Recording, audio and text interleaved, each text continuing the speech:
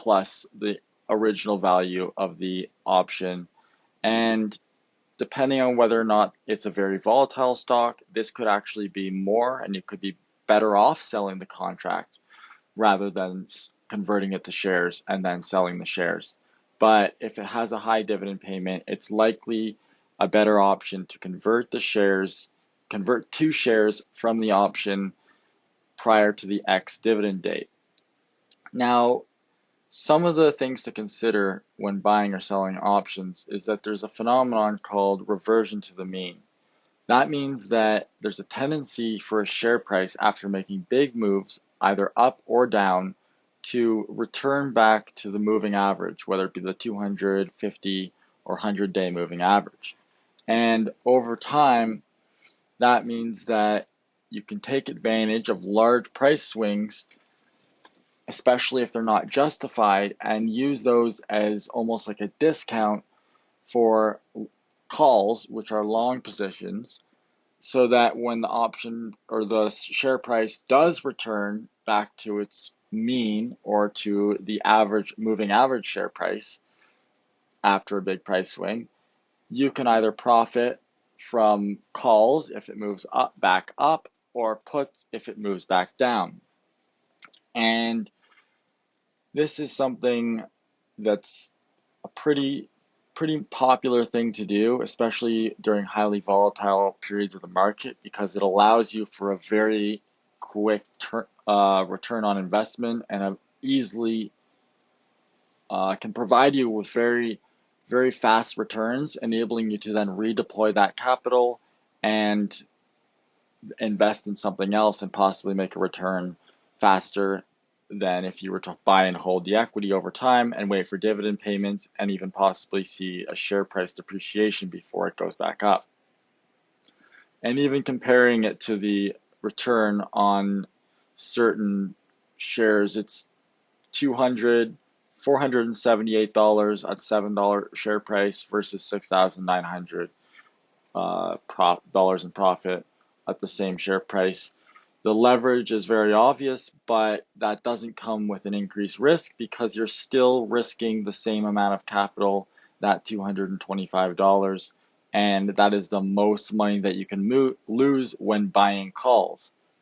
Rather than buying these penny stocks that actually don't produce any earnings and have a very low likelihood of growing naturally from economic reasons, buying energy stocks or stocks with an underlying commodity that is likely to appreciate in value rapidly or depreciate in value is a very easy way of finding ways to determine the direction of the share price, as well as the likelihood of it maintaining that direction and the magnitude of change over time.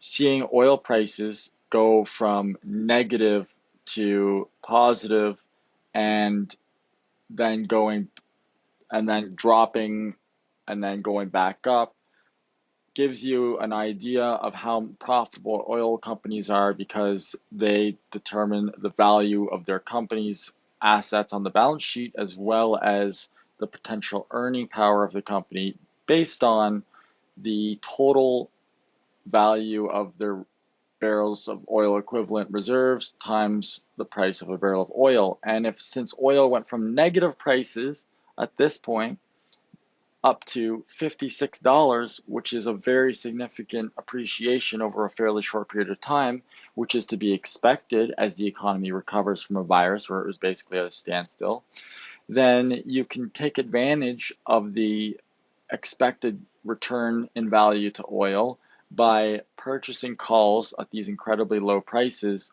and even buying them out of the money, meaning that they have not hit the share price strike price yet, knowing that as they slowly rise along with oil and the economy returns back to normal, you'll be able to bank almost sure profits. Now, I used TOU, CVE, and WCP along with the XEG as some of my energy options purchases throughout the March to May period, and this resulted in a 46.3% profit after all fees and expenses, and the largest size in terms of investment was $120.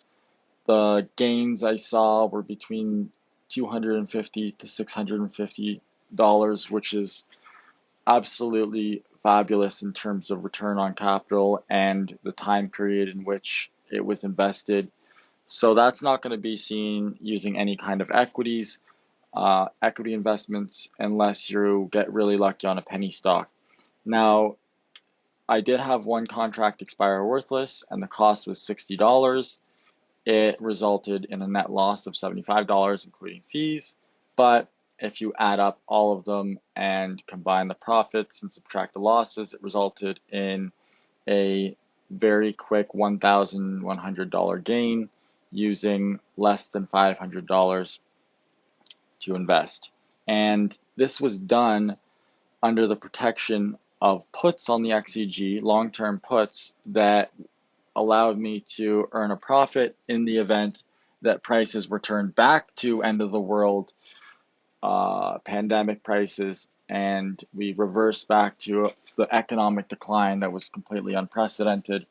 And I don't have to worry about that with the puts. Whereas if retail investors do lose their rights to buy options, then that is something that only hedge funds will be allowed to do. And the defined assets at risk is an advantage with buying puts, because you, unlike short selling, where you have to borrow the asset, which could potentially lead to unlimited losses, like the ones that bankrupted the hedge funds that were shorting GameStop. By buying options, you take advantage of the volatility, and you have a predefined set loss, or capital at risk as it's called, so that you know exactly how much money you're willing to lose and how much money you can possibly lose, and you can align your risk sentiment with your appetite for risk versus returns. So that's about it for options for now. Remember, black swan events will increase the possibility of events that result in a high magnitude of change and exceptional gains or exceptional losses. Gains for puts and losses, or gains for calls and losses for puts. That's if you're buying them. If you're selling them, I do not recommend that for new investors, especially because you subject yourself to having to pay out. For example, the person had to pay out $600 on a $100 investment that I made in WCP shares. And similar to the IEF puts, they will have to pay out $700 if it returns down to its original pre-pandemic prices. So that's about it for calls and puts. That's the basics. I would like to go through an actual live trading session and show you how the implied volatility and some of the Greeks, aka some of the metrics used for investing options, are used to determine the potential return and risk for investing as well as selling options. That's it for today. Thank you very much for listening, and please like and comment on what you want to see next. Thank you very much.